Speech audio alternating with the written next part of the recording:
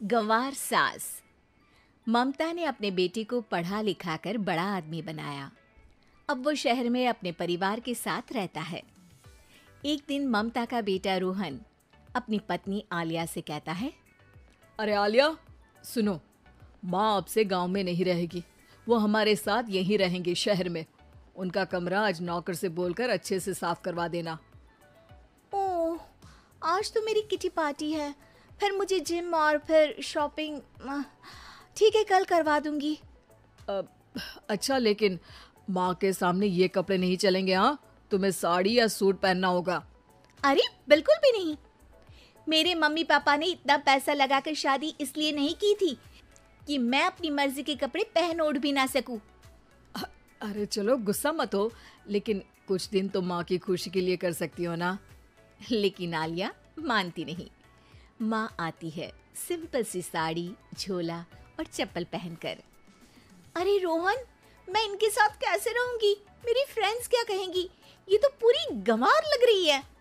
आलिया, माँ गांव में रहती थी इसलिए ऐसी हैं। तुम आज ही माँ के साथ जाकर उनकी पसंद की शॉपिंग करवा देना। इनके साथ घर के अंदर रहना मुश्किल है, बाहर तो मैं कभी भी ना जाऊं। रोहन को आलिया पर गुस्सा आ जाता है। माँ, ओ माँ। हाँ बेटा। वो माँ को ले जाने के लिए उनका हाथ पकड़ता है कि अरे माँ, तेरे हाथ अभी तक इतने कड़े हैं, तूने इसका कोई इलाज नहीं किया? अरे बेटा, इसका कोई इलाज नहीं। वैसे भी मुझे कोई शर्म नहीं कि मेरे हाथ मुलायम नहीं है, क्योंकि इन्हीं हाथों से मेहनत कर मैंने तुझे बनाया है बेटा। अगले दिन। माँ, मैं ऑफिस जा रहा हूँ। कुछ लाना हो तो आलिया को बोलकर फोन करवा देना। रोहन के जाने के बाद। आप ना आज कमरे में ही रहिएगा, घर में पार्टी है, मेरी सहेलियां आ रही हैं, मैं उन लोगों के सामने आपको नहीं ला सकती हूँ। ठीक है बहू, लेकिन तुम कहो तो मैं कुछ खाने को बना दूँ तुम लोगों की पार्टी के लिए।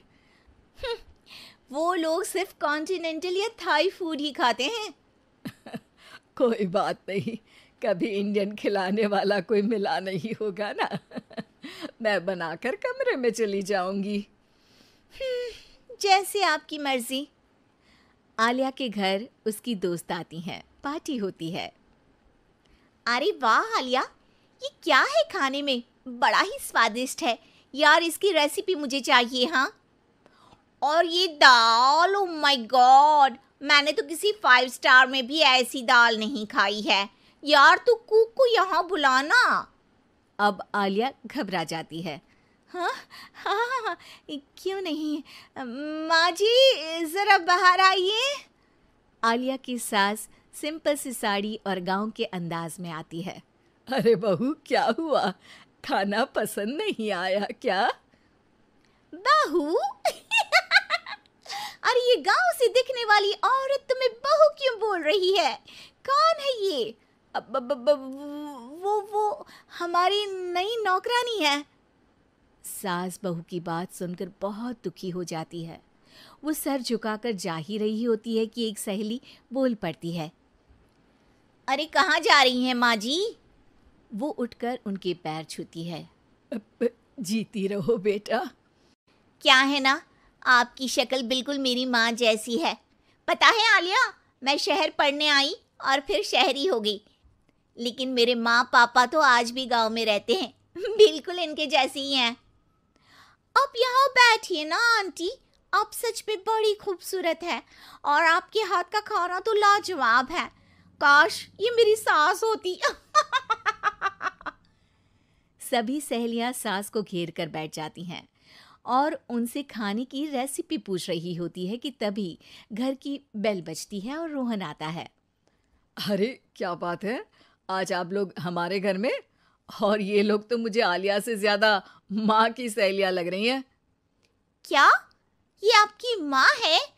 लेकिन आलिया ने तो कहा कि ये उनकी नौकरानी है और इन्होंने भी नहीं बताया। वो नहीं बताएंगी, क्योंकि उनके लिए बच्चों की इज्जत और उनकी खुशी सबसे पहले है। मुझे माफ कर दो, मुझे इन्हें तुम लोगों से मिलवाने में शर्म आ रही थी कि तुम लोग क्या कहती? अरे अब तो हमें शर्म आ रही है कि तुम हम लोगों की सहेली हो। हाँ, जो माँ जैसी सास को नौकरानी बोले वो हमारी सहेली नहीं हो सकती। ये बोलकर सभी वहां से जाने लगती है कि सास बोलती है, आलिया की तरफ से मैं तुम लोगों से माफ़ी मांगती हूँ। उसने जो कहा उसके लिए मैं उसे माफ़ करती हूँ। अब तुम लोग भी उसे माफ़ कर दो, क्योंकि अगर तुम लोगों ने उससे दोस्ती तोड़ी तो फिर मेरे हाथ का खाना कैसे खाओगी?